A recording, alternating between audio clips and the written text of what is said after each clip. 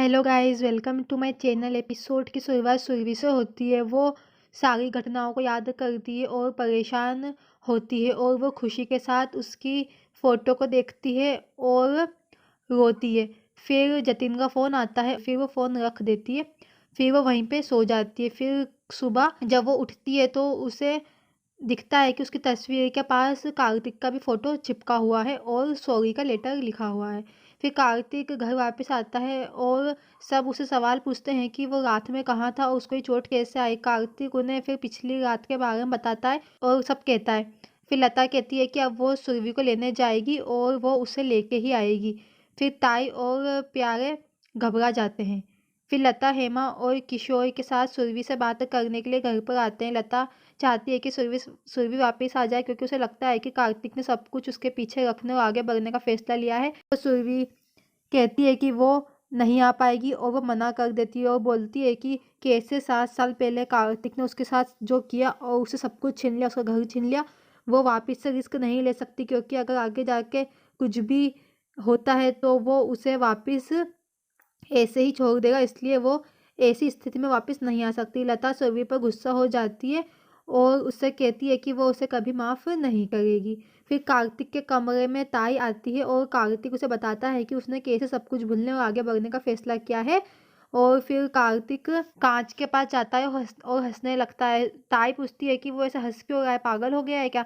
फिर कार्तिक बताता है कि ये सब उसकी प्लानिंग का हिस्सा। कार्तिक बोलता है कि सुरभि ने खुशी को उससे नफरत की और इसलिए वो चाहता है कि खुशी और सुरभि दोनों अलग हो जाए। वो बताता है कि जब सुरभि ने उसको नशीली दवा पिलाई थी तब उसने उससे पानी मांगा था और इतनी देर में उसने उसे थूक दिया था और सुरभि को लगता है कि उसने सब कुछ सच बोला, लेकिन ऐसा कुछ भी नहीं था। ताई ये जानकर राहत महसूस करती है और सोचती है कि उसकी प्लानिंग सक्सेसफुल हुई। फिर लता वापस घर आती है और कार्तिक को सुरभि के फैसले के बारे में बताती है और हेमा भी बोलती है कि सुरभि पागल हो गई है और वो अब उसे यहाँ पे ना लाए तो ही ठीक होगा। और वो दोनों चाहते हैं कि कार्तिक सुरभि के साथ सारे रिश्ते तोड़ दे।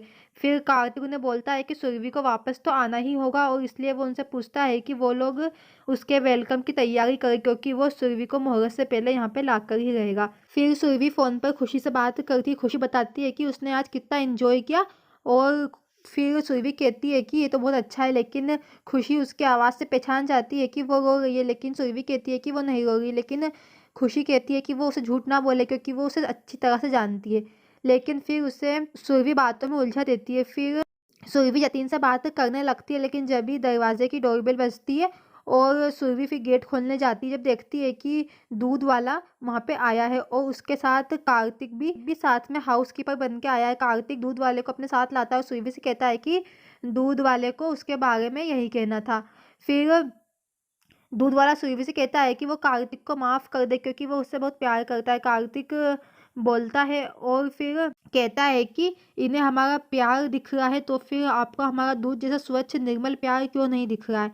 वो फिर उसे देखती, सुरभि उन्हें घर से बाहर निकाल देती है। फिर उसके बाद वापस डोरबेल बजती है। फिर सुरभि बाहर जाती है तो देखती है कि काम वाली बाई आई है। सुरभि उसे बोलती है कि वो इतना लेट क्यों आई है। फिर देखती है कि उसके पीछे कार्तिक भी आया है जो कि झाड़ू अपने हाथ में लेके आया और वो कहता है कि काम वाली अब अपने वेकेशन पे जा रही है, इसलिए अब उसके घर पे वो ही काम करेगा।